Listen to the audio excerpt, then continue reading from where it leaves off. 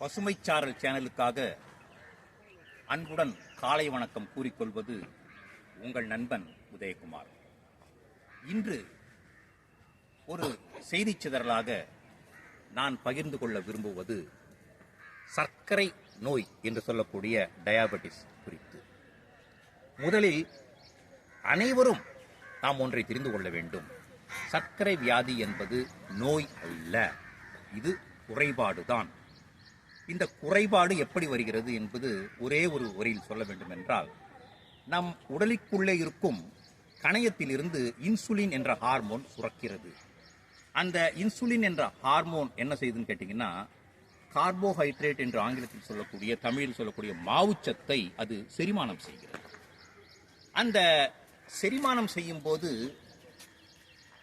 அந்த ஹார்மோன் பற்றாக்குறையினாலோ அல்லது சுரக்காமல் போவதனாலோ மிகுதியான மாவுச்சத்து நமது ரத்தத்தில் தங்கி விடுகின்றது.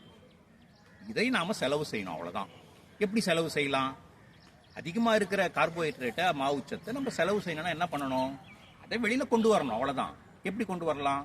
சில உடற்பயிற்சிகள், நடைப்பயிற்சிகள், இல்லை என்றால் உடம்புக்கு வியர்க்க சொல்லிக் கொடுங்கள். வியர்த்தல் அத்தனைக்குமே இந்த கார்போஹைட்ரேட்டை எரிக்கும் தன்மை உள்ளது. அதனால் நடைப்பயிற்சி செய்யுங்கள், வியர்க்க சொல்லிக் கொடுங்கள். ஒரு பக்கம் படி இருக்கும், இன்னொரு பக்கம் மின் தூக்கி வா வா வான்னு நம்மளை கூப்பிடுறோம். ஆனால் நம்ம என்ன பண்ணுவோம்னு கேட்டிங்கன்னா, படி பக்கம் போகவே மாட்டோம், வா வான்னு கூப்பிடுற லிஃப்ட் பக்கம் தான் போவோம். கூடுமான வரைக்கும் 2 மாடியோ 3 மாடியோ படியை உபயோகப்படுத்துங்க. அப்போ உங்களுக்கு அந்த மாவுச்சத்து கரைக்கப்படும் அல்லவா? இப்படி சின்ன சின்ன விஷயங்களை நாம் அன்றாடம் செய்து வந்தாலே இந்த சர்க்கரை என்ற குறைபாட்டில் இருந்து, வியாதி அல்ல, மறுபடியும் சொல்கிறேன், குறைபாடு, இதிலிருந்து விடுபடலாம். மற்றொன்று, சாதம் நடுவிலே இருக்கும், சுற்றிலும் பதார்த்தங்கள் இருக்கும், இலையை சற்று திருப்பி பாருங்களேன்.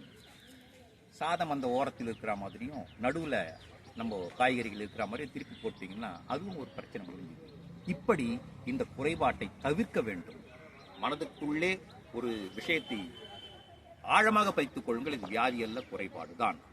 இந்த செய்தியோடு ஒளிப்பதிவாளர் நீலகண்டனுடன் விடைபெறுகிறேன். நன்றி, வணக்கம். மேலும் இந்த நிகழ்ச்சியை உங்களுக்கு வழங்கிக் கொண்டிருப்பவர்கள் பில்லா ஸ்டைல் என்ற ஹேர் கட்டிங், இந்த பசுமை பூங்கா பிரதான வாயிலின் எதிரே உள்ளது. நன்றி.